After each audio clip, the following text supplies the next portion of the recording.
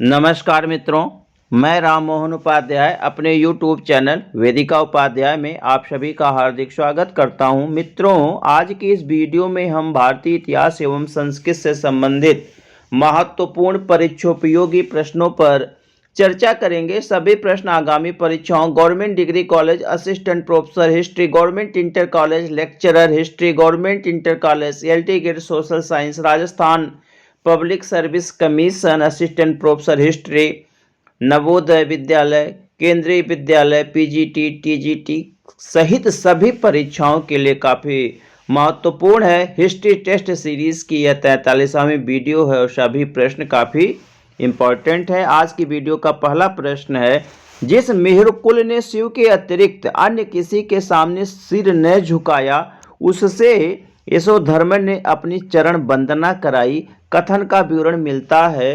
तो इसका विवरण मिलता है मंदसौर प्रशस्ति में, मंदसौर प्रशस्ति में मिलता है। विकल्प बी हमारा सही आंसर है। मंदसौर प्रशस्ति में कहा गया है कि जिस मेहुरकुल ने शिव के अतिरिक्त अन्य किसी, मेहुरकुल एक हूर शासक था, तो जिस मेहुरकुल ने शिव के अतिरिक्त किसी अन्य के सामने सिर न झुकाया हो उससे यशोधर्मन ने अपने चरणों की वंदना कराई। मंदसौर प्रशस्ति, मंदसौर प्रशस्ति जो है एक मालवा का शासक था, मालवा का शासक था, उसका नाम था यशोधर्मन, मालवा नरेश यशोधर्मन। कहाँ का शासक था? मालवा का शासक था यशोधर्मन। ये भी पूछा जाता है प्रश्न। और इसका लेखक भी पूछा जाता है कि मंदसौर प्रशस्ति का लेखक कौन था? तो इसका लेखक था वासुल। कौन था? वासुल। तो वासुल ने इस प्रशस्ति को लिखा था। और इसमें बताया गया है कि यशोधर्मन ने जो है वो अपने विजय अभियानों को इतना ज़्यादा बढ़ाया था कि उसने गुप्त शासक को या गुप्त वंशी शासकों को सिकोड़ दिया था, उनको संकुचित कर दिया था, उनको सीमित कर दिया था। और उसने जो है अपना विजय स्तंभ जो है मंदसौर में स्थापित कराया था। तो इसमें जो महत्वपूर्ण एक करंट ये आपका जो है यह स्टेटमेंट पूछा जाता है, मंदसौर प्रशस्ति किससे संबंधित है पूछा जाता है। यशोधर्मन से, अगर से यशोधर्मन कहाँ का शासक था, मंदसौर प्रशस्ति का लेखक कौन है। एक चीज आपको यहाँ पे और बताना चाहूंगा कि मंदसौर अभिलेख अगर पूछा जाता है, मंदसौर अभिलेख, तो मंदसौर प्रशस्ति अलग है, मंदसौर प्रशस्ति को अभिलेख अलग है। मंदसौर अभिलेख जो है कुमारगुप्त का है। किससे संबंधित है? वह गुप्त शासक कुमारगुप्त से संबंधित है। तो दोनों में अंतर है। और जो आपका कुमारगुप्त का मंदसौर अभिलेख है उसके लेखक वत्स भट्टी हैं, उसके लेखक वत्स भट्टी हैं। और इसके लेखक कौन है? वासुल है। थोड़ा सा यहाँ पे हमें परीक्षाओं में कंफ्यूजन होता है कि मंदसौर प्रशस्ति और मंदसौर अभिलेख जब आता है तो हमें ध्यान देना कि अगर यशोधर्मन का है तो उसका लेखक वासुल होगा, अगर कुमारगुप्त से संबंधित है तो उसका लेखक वत्स भट्टी होगा। तो प्रश्नगत हमारा सही उत्तर विकल्प बी। हमारा दूसरा प्रश्न है, सही सुमेलित है तो पहला विकल्प है देवपाड़ा प्रशस्ति। तो देव इसमें दिया गया है कि कुछ अभिलेखों के नाम, कुछ प्रशस्तियों के नाम दिए गए हैं और उनके लेखकों के नाम दिए गए हैं कि उनको किस, उन प्रशस्तियों को, उन अभिलेखों को किसने लिखा है। तो जैसे देवपाड़ा प्रशस्ति है, तो देवपाड़ा प्रशस्ति के संबंध में हमने आपसे चर्चा किया था कि देवपाड़ा प्रशस्ति किससे संबंधित है? यह पाल वंशी शासकों से संबंधित है। और इसका जो लेखक है उमापति धर है, उमापति धर है। और इसका जो विजय सेन, इस प्रशस्ति का जो लेखक है वह विजय सेन का जो एक पाल शासक था विजय सेन, विजय सेन। तो विजय सेन का जो राजकवि था आपका उमापति धर। और इसमें इस प्रशस्ति में जो है बेसिकली पाल और सेन वंशी शासकों के संबंध में चर्चा हमें प्राप्त होती है। तो विजय सेन का राजकवि उमापति धर के द्वारा देवपाड़ा प्रशस्ति की रचना की गई। तो प्रश्नगत विकल्प ये हमारा सही है। दूसरा है विकल्प बी है ग्वालियर प्रशस्ति। तो ग्वालियर प्रशस्ति हमें सभी को मालूम है, ग्वालियर प्रशस्ति किससे संबंधित है? प्रतिहार शासक मिहिर भोज से संबंधित है। और उसके लेखक कौन है? बालादित्य। कभी कभी पूछा जाता है कि ग्वालियर प्रशस्ति में कुल कितनी पंक्तियां? तो कुल 17 पंक्तियां हैं। और ग्वालियर प्रशस्त का प्रारंभ जो है कि उपासना किस देवता से प्रारंभ होती है? ग्वालियर प्रशस्त की उपासना जो है किस देवता से होती है? तो विष्णु की उपासना से यह प्रशस्ति प्रारंभ होती है। विकल्प सी है मंदसौर प्रशस्त। तो अभी मैंने आपको ऊपर बताया कि मंदसौर प्रशस्त का लेखक वासुल है, यह भी सही है। तो उपयुक्त सभी विकल्प डी हमारा सही आंसर है। अगला प्रश्न सही सुमेलित है। यहाँ पे कुछ अभिलेखों के नाम दिए गए हैं और उनसे संबंधित शासकों के नाम दिए गए हैं। तो इसमें पहला है मथुरा लेख। तो मथुरा लेख किससे संबंधित है? कुषाण शासक हुइस किससे संबंधित है?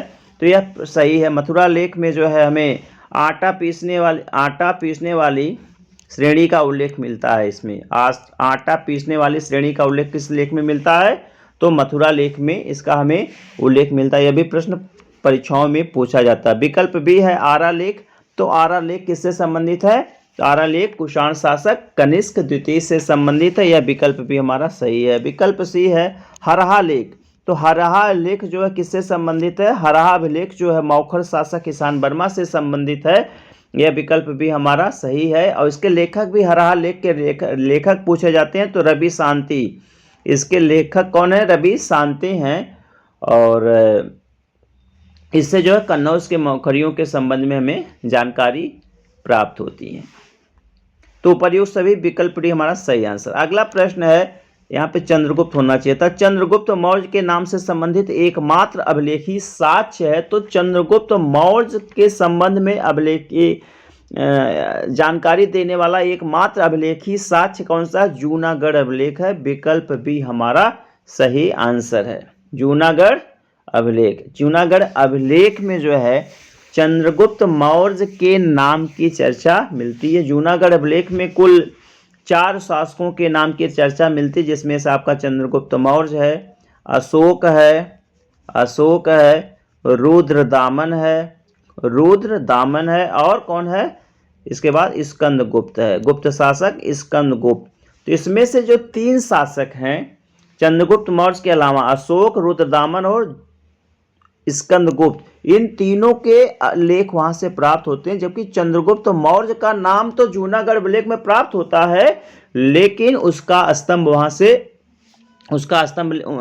अभिलेख वहां से प्राप्त नहीं हुआ, केवल उसके नाम की चर्चा की गई है। तो हमारा प्रश्न का सही उत्तर है विकल्प बी जूनागढ़ अभिलेख। अगला प्रश्न है, निम्नलिखित में से कितने शासकों का उल्लेख जूनागढ़ अभिलेख में मिलता है? अभी ऊपर मैंने आपको बताया कि जूनागढ़ अभिलेख में कुल 4 शासकों के नाम का उल्लेख मिलता है। विकल्प बी हमारा सही आंसर है। नेक्स्ट है, जूनागढ़ अभिलेख में निम्नलिखित में से कितने शासकों के अभिलेख प्राप्त होते हैं? भी आपको ऊपर मैंने बता दिया है कि 3 शासकों के अभिलेख प्राप्त होते हैं। विकल्प हमारा सही आंसर अशोक, रुद्रदामन और स्कंदगुप्त। अगला प्रश्न है, निम्नलिखित में से असत्य कथन का चुनाव कीजिए। तो यहाँ पे हमें असत्य कथन का चुनाव करना है। पहला विकल्प है जूनागढ़ अभिलेख। यहाँ पे जूनागढ़ अभिलेख में वर्णित है कि सुदर्शन झील के जीर्णोद्धार के लिए रुद्रदामन ने अपने मंत्रियों के परामर्श की उपेक्षा करते हुए स्वयं के कोष से झील का पुनर्निर्माण कराया था। यह विकल्प हमारा सही है कि जब रुद्रदामन के समय में जो है झील का बांध टूट गया था तो उस पर जो है ज़्यादा खर्चा था और रुद्रदामन का जो मंत्रिपरिषद था उसने सलाह दिया कि चूँकि इस कार्य पे ज़्यादा व्यय होना है, राजकोष रिक्त हो जाएगा, तो ऐसी सिचुएशन में इसको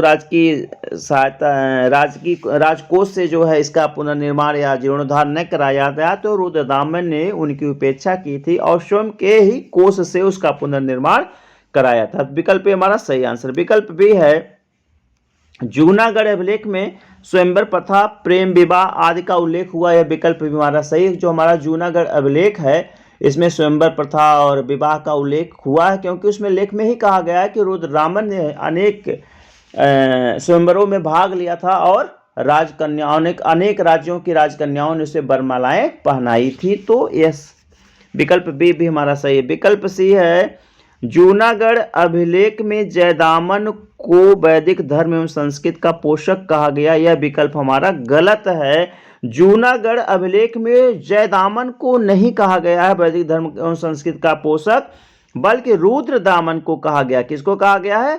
रुद्रदामन को वैदिक धर्म एवं संस्कृति का पोषक कहा गया है, तो इसलिए विकल्प सी गलत है और हमारा सही आंसर है विकल्प डी है। इस अभिलेख में कुल 20 पंक्तियां, यह विकल्प भी हमारा सही है कि जो जूनागढ़ अभिलेख है उसमें कुल कितनी पंक्तियां, 20 पंक्तियां हैं। अगला प्रश्न है, अशोक का कौन सा अभिलेख बोस्ट्रोफोदन शैली में लिखा है? तो अशोक का एक अभिलेख है एरागुडी अभिलेख। एरागुडी अभिलेख जो कि कहां से मिला है? आंध्र प्रदेश से। कहां से मिला है? आंध्र प्रदेश से मिला है। वह बोस्ट्रोफोदन शैली में या प्रतिलोम शैली में लिखा गया है, तो विकल्प सी हमारा सही आंसर है। अगला प्रश्न, निम्नलिखित में से किस अभिलेख को प्रचार अभिलेख कहा गया? किस अभिलेख को प्रचार अभिलेख कहा गया है?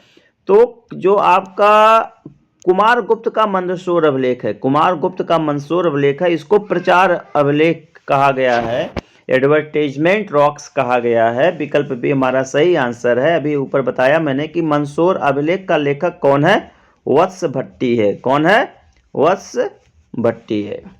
अगला प्रश्न है, सही विकल्प का चुनाव कीजिए। तो पहला है, अफगानिस्तान के गांधार से प्राप्त जलघट गिफ्ट्स ऑफ वाटर पॉट्स अभिलेख बौद्ध धर्म से संबंधित दानात्मक अभिलेख। यह प्रश्न हमारा, यह कथन या यह विकल्प हमारा सही है। इसमें हमें सही विकल्प का चुनाव करना है, तो विकल्प ए सही है।